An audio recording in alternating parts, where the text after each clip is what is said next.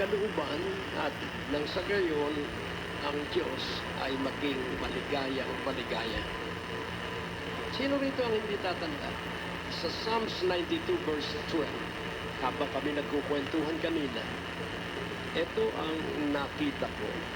The righteous shall flourish like the palm tree, he shall grow like a cedar in Lebanon. So pansinin po natin, ako ay nakakita sa Canada rin dahil kami ay dinala sa kabundukan. Nakita ko yung cedar of Lebanon, napakalaking puno pala noon. So, ang matuwid ay mananariwa at mananagana. Turo mo ang iyong katabi. Sabihin mo, ako'y nananagana at nananariwa. Ikaw din.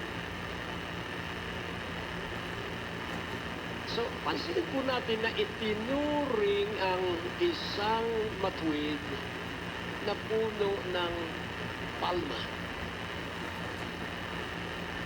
Nakakita na kayo ng palm tree? Sa Israel, pumunta ka, ang dami.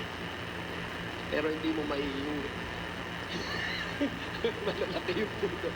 Pero ang sabi, ang matuwid ay katulad ng puno ng palma na ang ibig sabihin, ikaw ay laging matipuno at ikaw ay maging mabigas kahit na ikaw ay 89 na.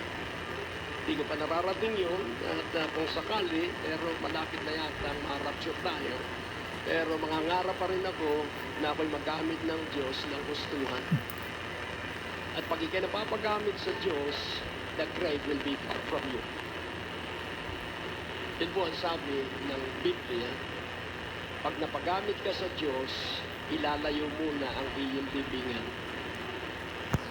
Kaya yung libingan binili mo, iba muna ang ililibing. Totoo po yan. Kaya may kababayan kami na mayaman sa aming bayan at ang kanyang bahay ay